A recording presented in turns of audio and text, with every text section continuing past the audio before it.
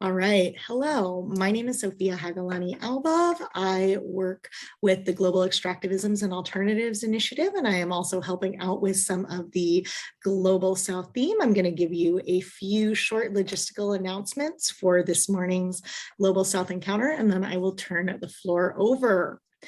The HELSUS Global South Encounters is a series of seminars and small talks intended to sharpen critical research in sustainability science. The talks recognize the complexity and particularities of the Global South.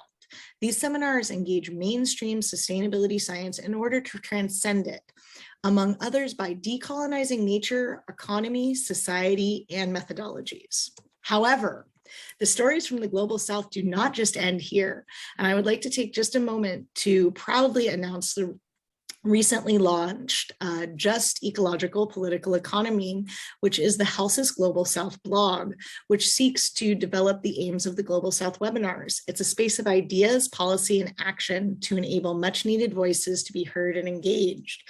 And I will link that down in the chat when I turn the floor over. And I'm also going to put a link to our social media space that we're using with the Helsinki Global South theme. So as mentioned, the webinar today is being recorded. While the presentation is going on, we're going to have first the presentation and then a Q&A session. While the presentation is going on, we want to really encourage you to use the chat space in Zoom to make comments, to ask questions. Anytime they come up, you feel welcome to use that chat space. And then when we move into the actual Q&A time, we'll pull questions both from the chat, or if you'd like to ask a question with your voice, we ask you to please use the raise hand function, and our chair, Piero, will invite you to speak. And of course, we will try to get to all questions, but this is a short time. Speaking of, I'm going to stop talking, and I would like to turn the floor over to our chair, Piero. Thank you so much, Sophia, and everyone. I really wish you a beautiful morning. We have this beautiful morning in Helsinki, but our guest, Joffre Balce, is having a cold winter day in other side of the planet. We are very pleased to have you, Joffre, here, and I will just say a few words. Joffre Balce is the secretary of the Association for Good Government in Sydney. He has a background in law. He has a master's degree from the University of Asia and Pacific in Manila. He has also carried out PhD studies in law, and he's a specialist in property law. And he's been working with indigenous peoples in Philippines and in Australia. He was born in Manila, so he is really drawing his studies from his own perspectives and has this personal connection to the work that he's doing. Today we will have really refreshing point that he's making about the property law through especially a person. He will introduce the person and his theory that is the basis for his arguments, and I'm sure this will give for us lots of food for thought. So thank you so much, Joffre, and the floor is yours. Thank you very much, Virya, and thank you everyone for joining us this afternoon. This is the afternoon in Sydney, but wherever you are at any time of your day, thank you.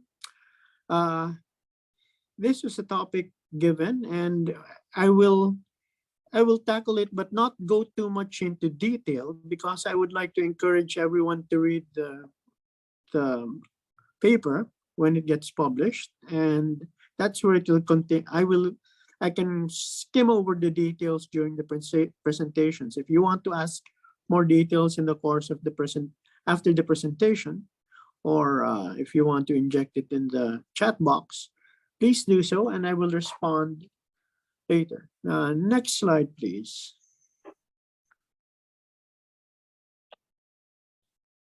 And before I begin, I'd first like to express my deepest gratitude and acknowledgement first to my co-author, Dr. Yogiswaran Subramaniam. He's one of the renowned indigenous peoples law specialist in Southeast Asia, very well published and very actively involved in the plight of the Orang Asli in Malaysia. We were colleagues in the Faculty of Law of the University of New South Wales, where he completed his PhD in law, and I have yet to complete mine. I also want to express thanks to Dr. Franklin Obeng-Odoom for his confidence that we can rise to the occasion and the challenge that he set for us on this very, very awesome topic.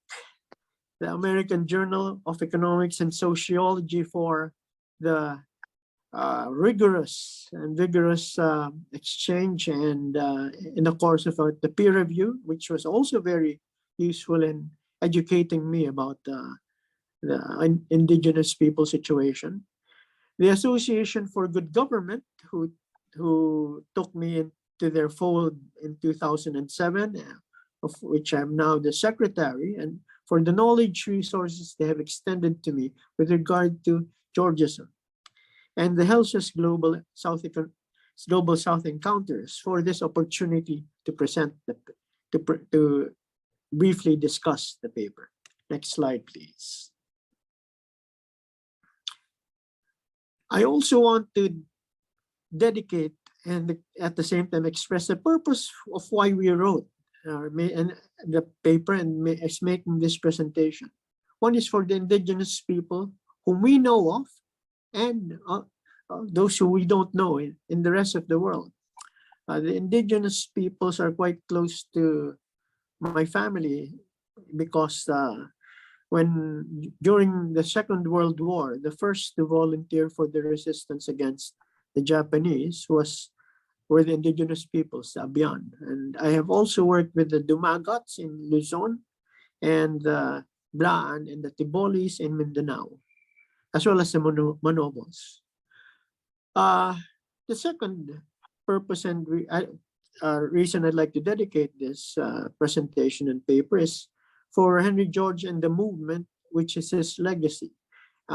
Its rigorous and continuing pursuit of social justice through equality and rights for all people, not just the indigenous peoples. However, I would like to also highlight that he has mentioned the plight of the indigenous peoples of Native America in his classic Progress and Poverty. I also want to dedicate this to the discipline of political economy and economics and their practitioners in order to reflect on our discipline, reflect over our methods, and evaluate our rigor with regard to the pursuit of social justice, especially in what I feel to be an under-discussed issue. And I would like to also dedicate this to and encourage everyone who would like to choose to deepen the discourse on this very important topic. Next slide, please. So in our paper, it will discuss who are the indigenous peoples.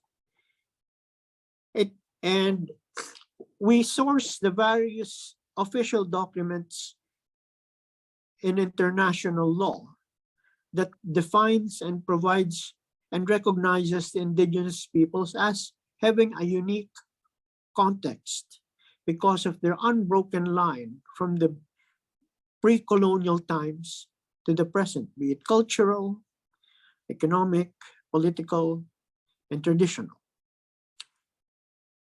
The paper also addresses the concern and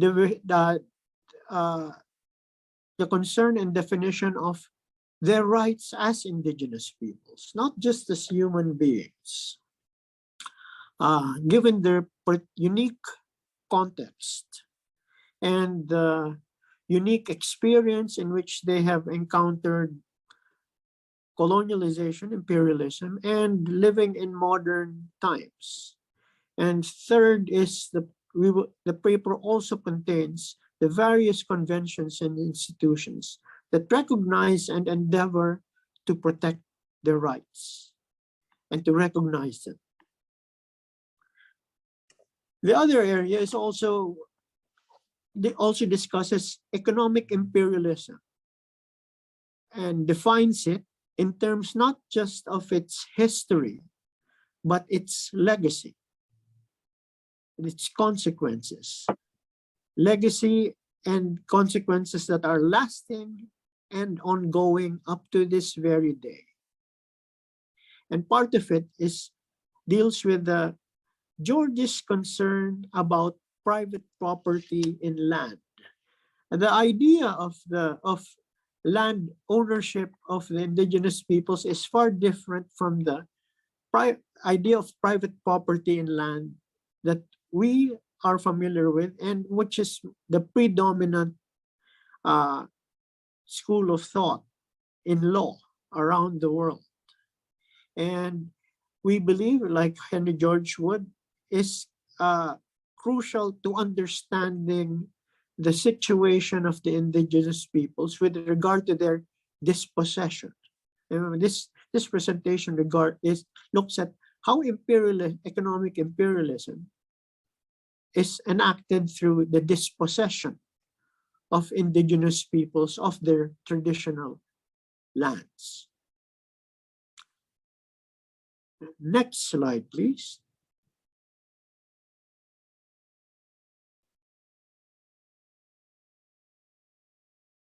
So when we talk about the indigenous land dispossession, we look at it in terms of the economic challenge. Although this is not a Keynesian paper, Keynes has pretty much declared the challenges of economics as achieving economic efficiency,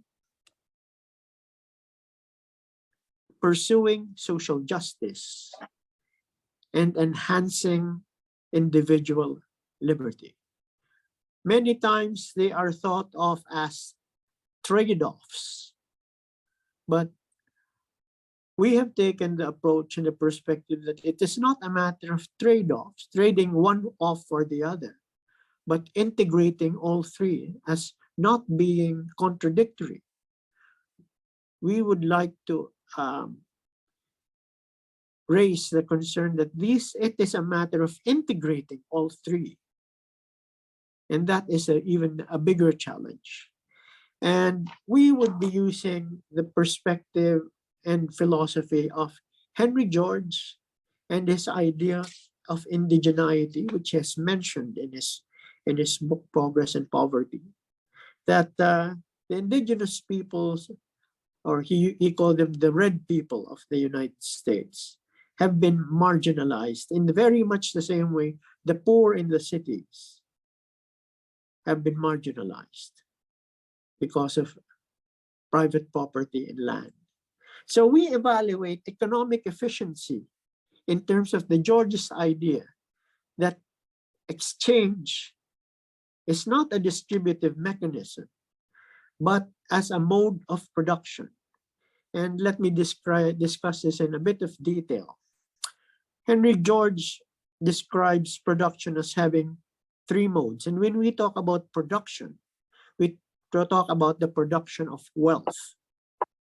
And wealth as being the produce of economic activity in order to address or meet human needs or wants. The first mode of production being extraction, such extraction from the land, be it mining or mineral resources extraction, or farming, from which you will extract fruits, crops when you harvest after cultivating them. The second mode of production would be what you describe as transformation, where you change the form of one substance into another, such as turning strawberries into jam, turning fibers into clothes, turning metal ore into tools or ingots. And the third mode of production is exchange.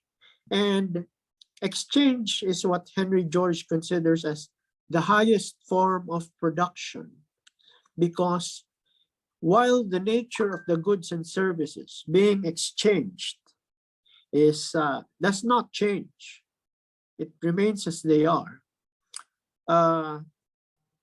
Their ability to meet human needs or human wants is increased in such a way. Like my favorite example is if a tea drinker during a company or school raffle, if a tea drinker wins coffee, and a coffee drinker receives tea, they will not be as satisfied with the drink that they will prepare for themselves unless they exchange the tea for coffee or coffee for tea. That way, the tea drinker gets tea and enjoys his drink more, and the coffee drinker gets coffee and enjoys the drink more. The coffee and the tea have not changed, but their ability to satisfy human needs have increased. And that matches the idea of economic efficiency proposed by Vilfredo Pareto, which I will simplify in my own words as the optimal positive sum outcome of an exchange. The second aspect of which is social justice is the equality in rights in the treatments of indigenous peoples, especially to the land on which they occupy. In the colonial times, we see that equality is lost when the military or coercive might of the colonizer or the imperialist is exercised or asserted against the weakness of the indigenous peoples. And that continues today, we feel, in the area of law in which the modern laws are imposed against the will and understanding of the indigenous peoples. And that affects adversely their ability of self-determination, which we will discuss more deeply later. Next slide, please.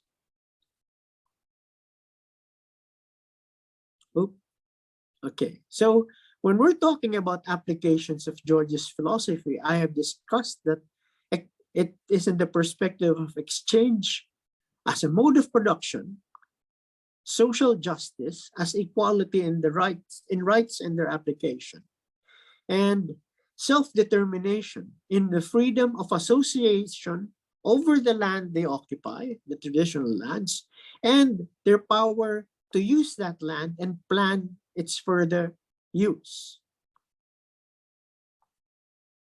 Our paper points out that this position is inefficient because it is not the optimal positive sum outcome.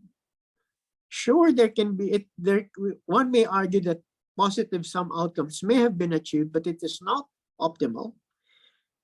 Many times it is worse that it is not a positive sum outcome because it is at the cost of marginalizing and dispossessing indigenous peoples of their land and even forcing them to accept land of lower value, or a naive assumption that the money that they will be receiving in compensation for the land loss will be enough to compensate that loss and achieve a higher level of existence.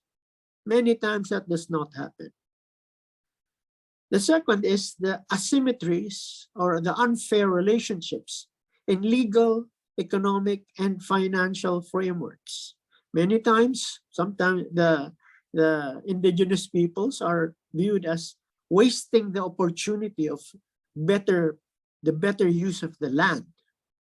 And this is a controversy, I understand, among Georgians, but the question arises, who is to judge the best use of the land, especially if a people living on them really rely on their very existence on living in the land, their cultural, traditional, and even aspirational aspects. Economic frameworks are applied to them, such as what I described, such as utilitarian standards, where as long as the society achieves the greatest good for the greatest number and the least harm to the least number is achieved. But that is not economic efficiency. That is utilitarian. And lastly is the financial frameworks that could be applied to the disadvantage of the less moneyed, normally less moneyed indigenous peoples. And also their ability to reason on the basis of financial and accounting frameworks. This leads to the denial of indigenous liberties and their development on their terms, because they are, what is ascertained is an inferiority of their position with regard to the aspects I just mentioned. And in the process, they have lost their freedom, and injustice and inequality is worsened. Next slide, please.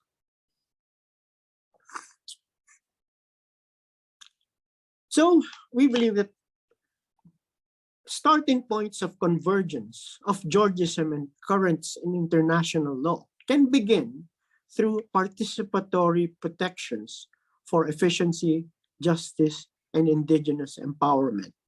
We believe that these should be good criteria to pursue in exercising the participatory protections provided by international law.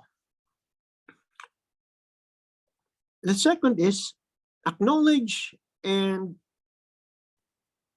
realize and recognize the declaration of injustices suffered by indigenous people across history, and that at least the compensation of that historical injustice is addressed and or at least not repeated ever. The third is calling out of the free riding on terra declarations of terra nullius, and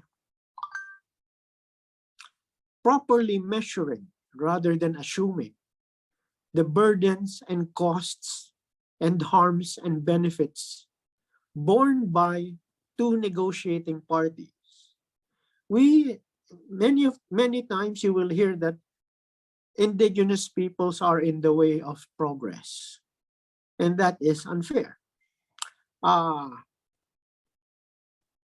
We must also realize or understand the perspective of value, especially in terms of an existential value to the indigenous peoples, which is very difficult, if not impossible, to monetize. And enhance free, prior, and informed consent of the people, of the indigenous peoples, through knowledge, awareness, and the deepening of the Georgist philosophy from their perspective. Rather, and this could be even a greater challenge to the Georgists coming from a modern or contemporary urban perspective. Next slide, please. And the challenges. One is, it is observed that the indigenous people's empowerment appears to be a low economic priority. It's more a question that must be pursued. It's difficult for us to make the conclusion, but there are signs that it could be a low economic priority, not just in industrialized countries, but also in the global south. Many times, in the global south, it is the locals, the natives, that are the nationals that are oppressing their very own indigenous peoples. And I have personally seen that in the Philippines. The second challenge is ecological crises and the demand for resilience to extreme weathers under climate change make the empowerment of indigenous peoples, who are the first to be adversely affected because they are dispossessed, when they are dispossessed, a frontier of defense. Because if you defend, we manage to defend and assert indigenous people's rights to their land, then we are able to also protect the rest of the world from the deepening ecological crises. The third is, I mentioned it earlier, integrating George's concepts that will enhance the quality of free, prior, and informed consent of the indigenous people's engagement. If the indigenous peoples can talk back in terms that economics, finance, and law will understand on the areas of economic efficiency, social justice, and sovereignty, individual liberties, then they have a better chance of asserting and defending their own interests. And the fourth challenge is an open dialogue to a common understanding of political economy, wealth, and a universal connection to land and resources, which is exactly what Henry George had been advocating in his works, and many Georges continue to do so. So I think that's the last slide. Thank you very much, Sophia. And I think, Theo, I will open. We can now open our floor to questions and further discussions. Thank you. Yes, thank you so much, Joffre. That was really, really great to learn more about this Georgian idea of law. So my first question is, I think it would be very good for all the people here present today to know a little bit more about Henry George. So if you could explain a little bit more, like if you know about the genealogy of his concepts, where did they come? It would be really interesting to know where did he study, what was his contact with the indigenous peoples in North America, and so on. Could we start with that elaboration first? Thanks. All right, thank you very much for that question. Henry George is probably the best-selling political economist in the 19th century, having sold over 2 million books in his in that period. He did not even finish high school. At 15, he stowed away on a ship. And so you can consider him a self-educated person. And but he loved to read. And when he returned to the US, and he married quite young, after experiencing severe poverty, it gave him an insight to the experience of poverty himself, and he did not wish it for any person. So he said, I will go and try, I will seek livelihood. I will find a job and lift myself out of poverty and find a way how to lift others from poverty as well.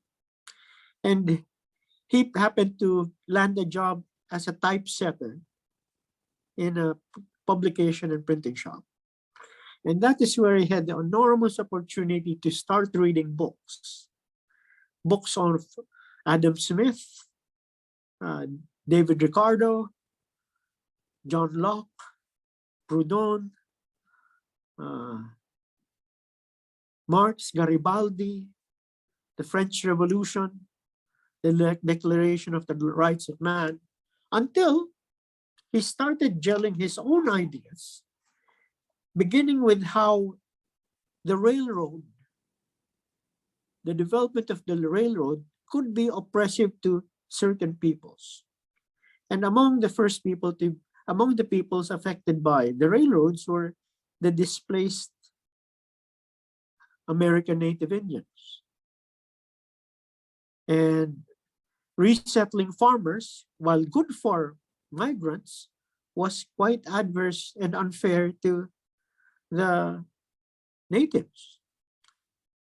Other than that, he also identified the Chinese workers as an oppressed people at the time. And so he eventually owned a printing shop, he became a publisher. He floundered because he was also dabbling in politics, but he was making his ideas known, and he was confident enough to run for politics in California. He lost, but he managed to write his book when he received a sinecure as a gas meter writer, Progress and Poverty, which compiled all his thoughts on political economy. He saw that as populations grew and industries developed, include especially railroads connecting different towns and cities, the value of land also grew. And he asked, to whom does the value of land belong? Is the wealth of the land enhanced simply by ownership? No, it's enhanced by the cooperation of society over the locations. And so that got him famous. He moved to New York, ran for mayor, nearly won. His demand for his written and oral presentations grew. He was recognized by people like Leo Tolstoy,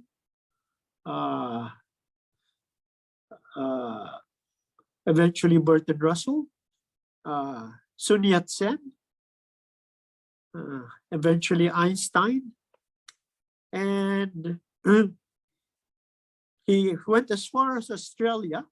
He went to Ireland to talk about the Irish problem, went to Australia and found that Australia was actually applying the lessons he was teaching, particularly in site revenue, the taxation of land values, and free trade. And he was given pretty much a hero's welcome, which I can understand because based on the data I researched on, Australia and New Zealand, where he was popular, had the highest per capita incomes at the turn of the 20th century.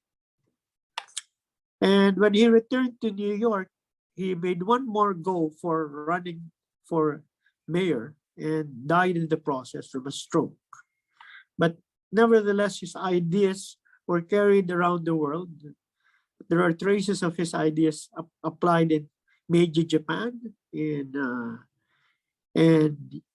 the Boden reform of Germany, the restructuring of the economy under the Weimar Republic using the Rentenmark, the rehabilitation of the city of Würgel in Austria by Mayor Unter Guggenberger, who was inspired by the work of Silvio Gesell, who was inspired by Henry George, and also founders of countries like Sun Yat-sen and Jose Marti of Cuba. So I hope that's a good enough introduction to Henry George.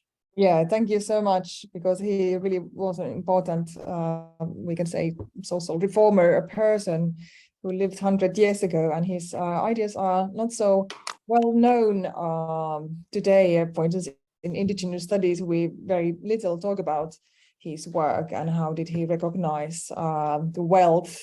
And yeah, but in this room today, we have lots of people from sustainability science, from political economy. So please, now it's your time to make questions. You can use the hand up function, or you can write your question in the chat. Meanwhile, maybe you are still formulating your questions. I go on with my other question, my second question, and it's precisely about Henry George philosophy, because for me, the way how he understood the economic production, exchange, wealth, and so on, it's quite human-centered. It's very anthropocentric in a way, that the well-being of humans and the needs of humans are emphasized. So how do you see how his thoughts have been reflected among indigenous peoples? Because many indigenous peoples think in their philosophy, in their political demands, they really demand better decisions, political decisions for more than human beings, for non-humans, for animals and plants and the land, waters, and so on. So how do you see that? How is his idea human-centered, and how it has been? Okay, thank you for that very provocative question. Henry George operates on a principle that render that to which is responsible for creating wealth to those who create wealth. All right, it's like render unto the worker what is due to the worker, which is just wages, which means if you work, you must not starve. First, that's first rule. Render unto the capital that is used unto the capital so it does not depreciate, because that's a natural default of capital. But also render unto society what is produced by the cooperation of society, so that society can produce more. And also, and this is stretching the idea of Henry George, render unto nature what is due to nature. So there is a responsibility in political economy, if one would really stretch the idea, the ethical idea of Henry George, to return unto nature what is due to nature. You do not deplete it. You do not destroy its nature.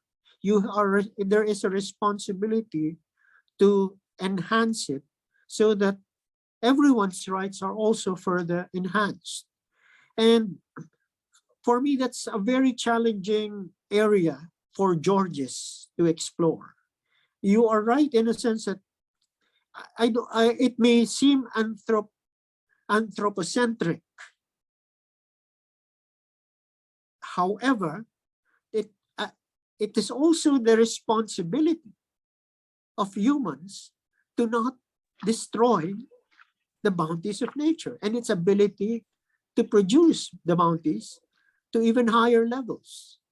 So that is why I'm looking at the idea of the act of exchange as being efficient, according to Henry George. Exchange must result in a positive sum outcome.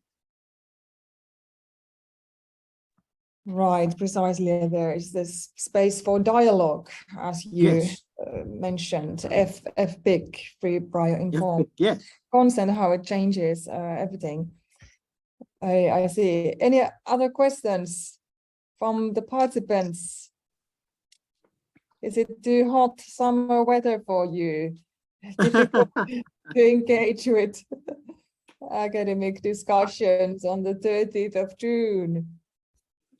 There are some in the chat. Are there any on the chat? Okay. Oh, no. Yeah, no, that was Sophia's instructions.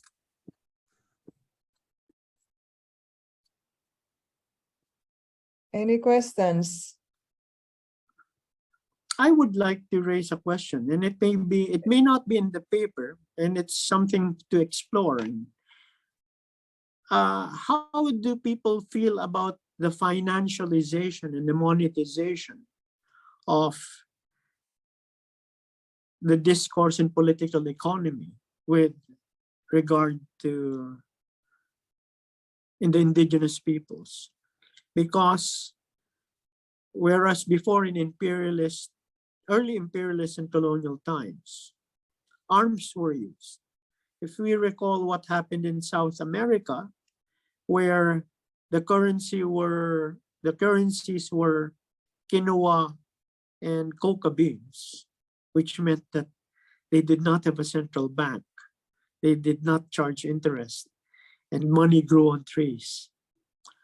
The Europeans insisted that gold be the currency. So that really changes, that alters the whole paradigm. And the second alteration of the paradigm in imperialist times is whereas rent would be measured by harvests or outputs, when the colonizers or imperialists demand that their currency be used in paying rents and taxes, it immediately puts to a disadvantage the indigenous peoples, who will first have to sell their produce to earn money to pay for the taxes. And now you have, when in negotiating and transacting with indigenous peoples, a lot of financial figures are generated, much to the disadvantage of the indigenous peoples who have little or no money and do not have the same knowledge levels of finance as those who are negotiating against them. I would like to solicit any response from the audience with regard to that situation, because the purpose of the presentation I would like is to deepen the conversation in the same way the paper does not arrive at conclusions and or endings, but more new beginnings. So I would like to open that question to the participants in terms of new beginnings, doorways to areas of research.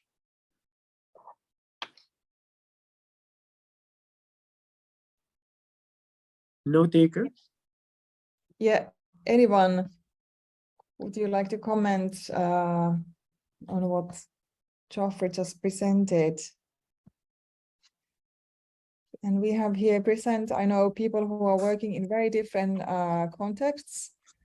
And in HELSUS, we have also different research themes. We have a theme on, besides the Global South, there is a research theme on the Arctic. There are people from that slot, and we have consumption and production, and theory and methodology in research, in sustainability research, and urban as a research theme. May I ask, I know that there are people who would have very interesting ideas on this question. May I ask Victoria, would you like to comment on the use of the lands and the economies, how they are constructed in the contemporary world? Okay.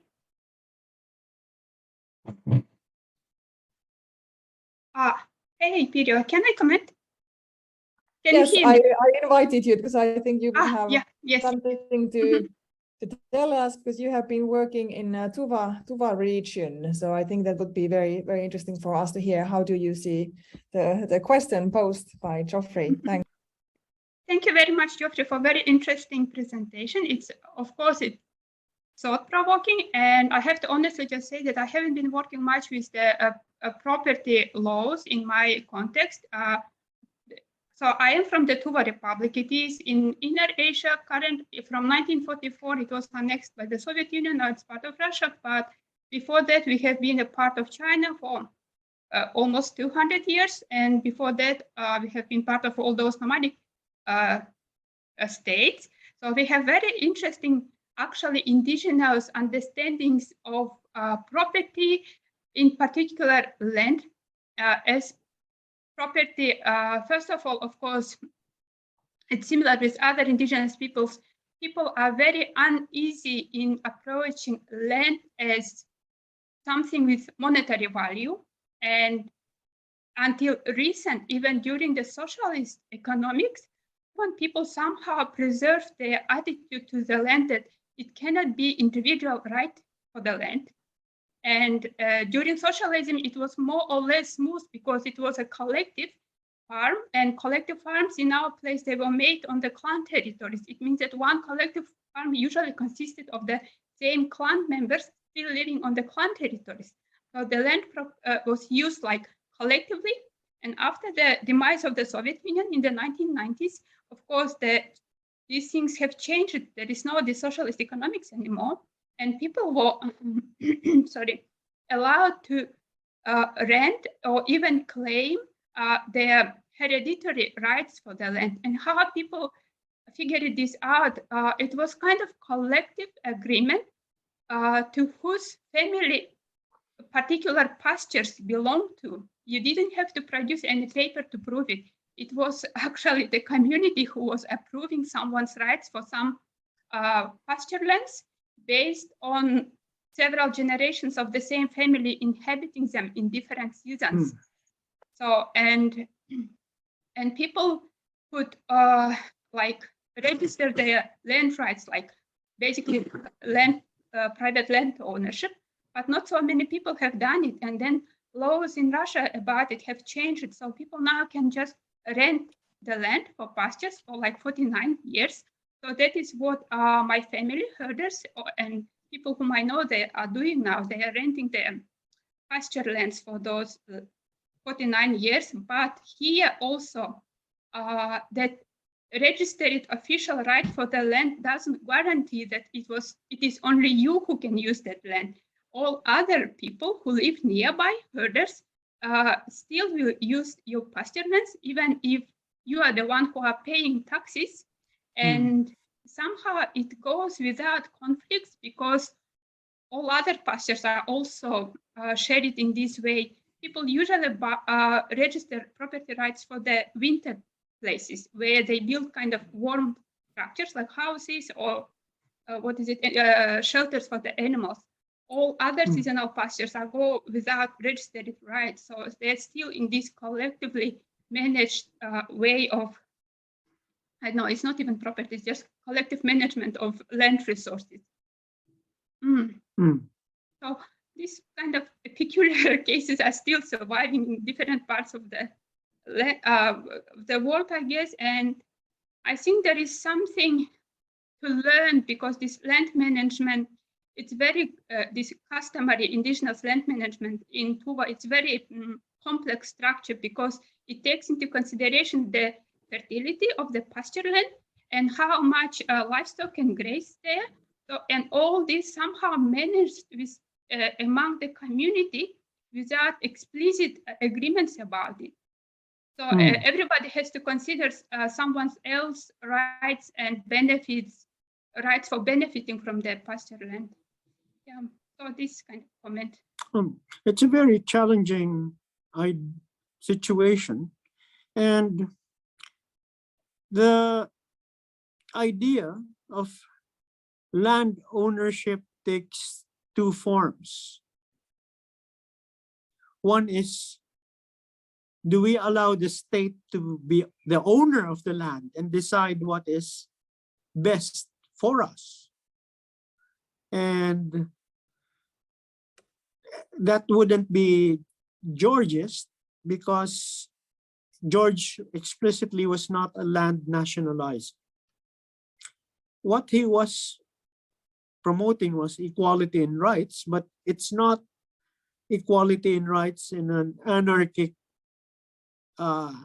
manner, as many tend to misinterpret. The ownership or possession of land would be more an idea of what is called usufruct, USUFRUCT. Now this isn't in the paper, but it can lead in that direction. That usufruct is your right to use property that isn't yours. So you can consider land something that's not ours because we did not create it. But we have a right to it. and we have a right to apply our labor and capital and enjoy the fruits in doing so, but also with a responsibility that you do not harm others when you use it, such as don't pollute it, don't pollute the water, that will affect everyone else. Do not render it useless for any activity that other people will require livelihood for it, such as the forest behind Pirio. And also, the harm, no harm must arise by depriving others the use of the land because they have no other choice. So use of rock would demand that kind of perspective. It would be more akin to George because it defines your right to the land, that you don't own it, but you have a right to use it for your benefit, but not to the extent of harming anyone from its use or depriving anyone of its use. So I hope that that somehow puts into context the issues you raised, that just because the state says I own the land doesn't mean I have absolute exclusivity to it.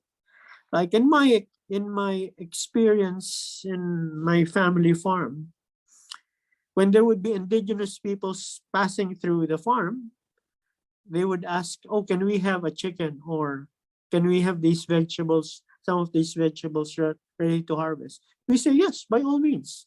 We don't need the extra chicken. You do. We don't need the extra, we can't consume all the vegetables. You may need them. So we do not harm the indigenous peoples by depriving them of the use of the land to pass for just free passage and as a source of sustenance, nutrition. And in the same way, they do not damage any of our property that we have set up.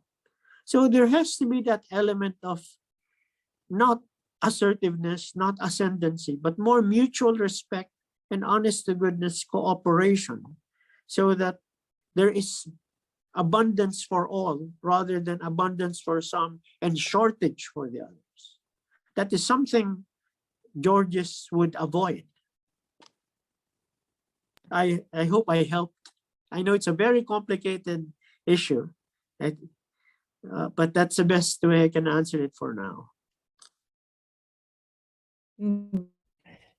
Thanks so much. So now really challenging through different epistemological and ontological understandings and what is wealth. We have here a question by Hanna Kociemska about how to measure human development. So she is referring to the Human Development Index. Please go ahead, Hanna. Can you? Thank you. I'm Hanna Kociemska. I'm representing Wrocław University of Economics and Business in Poland. And I'm just want you to congratulate. You have a very interesting research done. I'll be more than happy to read your paper in future. So please send it to us so that we can read all of it, as it seems to be very interesting for me. In particular, in my team, we're doing the research also human center, as you've mentioned before. And we're measuring the Human Development Index, which checking out how it is changing in all the societies, but we've never made any research particularly for the indigenous groups of people. And that's why interesting that maybe it will be highly valuable to see the changes in Human Development Index among the indigenous people, but depends whether they do possess the property or not, whether they do possess the land or not. Is there any difference between the Human Development Index in that two cases? It will be, I think, very intriguing to see whether this changes is. So maybe you can comment on this as well. Okay, that's interesting. I remember it's more a personal experience where my grandfather worked with indigenous peoples, and he did not tell them that he's the owner of the land, but he wanted to start a coconut plantation and said, I would like to plant coconuts and harvest them. What will entice you to do that for me, with me. And they said, okay, feed us when we work for you, pay us a wage, and open a school where we can send our children to study. And I'm looking at the HDI in terms of their measures of years of schooling, expected years of schooling, life expectancy at birth, Yes. and gross national income. I mean, they're Exactly. very empirical, and they might not mean anything to the indigenous peoples at all. Exactly. But when they say mean years of schooling, what kind of school do indigenous peoples attend in the first place? But what's important is really, number one, give them the choice. Number two, respect whatever choice they make. And third is enhance the continuing dialogue, because many of the indigenous peoples, I saw that as a child, but now many of them are more integrated into schools. They do want to study. They do want to be integrated into modern society, but they do not want to lose their sense of identity, and they want to be respected for whom they are. And that's where I feel that the Human Development Index falls short. That it is somehow forcing a certain key performance indicator to, without due respect to the situation or context of a society, a community that has managed to preserve its way of life, its Weltanschauung, its paradigm, its traditions, cultures, and even identity. For that is an accomplishment in itself that must be acknowledged. And many practices that they have in their own political economy has been helpful to the environment, such as how the Aboriginal peoples in Australia managed to prevent further forest fires. Now, which universities teach a skill like that? Exactly. It's not measured by the number of years of school. I think what it should measure is the corresponding benefit their lives provide society. That is what's lacking. Exactly. Because depriving them of the possession of land could be depriving our own world, our own communities, the benefits that we take for granted, such as our climate, our natural ecological cycles. Thank you so much, Joffre. Yeah, and there are of course collective rights to the lands that indigenous people have, and many studies they show that the land is really pivotal. It's really the fundamental element for protecting cultural heritage, for protecting the health of beings, for securing the diversity of life, not only in the lands, but also in the planet. So the land is really pivotal for many indigenous peoples. But for instance, in the Amazon, where I've been working for almost 20 years, the ownership is, even if it's in the paper, it's a collective ownership. The ownership is not understood in human terms. For the people with whom I've been working, the ownership is beyond the human. It's in the hand of animals and plants and so on that actually produce the oxygen and give life for other beings. We thank you so much, Joffre, and all the participants who came on this hot summer day to participate in the Zoom event. Thank you so much. Thank you also. The pleasure is all mine. Thank you. Have a nice summer, a relaxing one. Thank you, everyone. Have a nice summer. Thank you.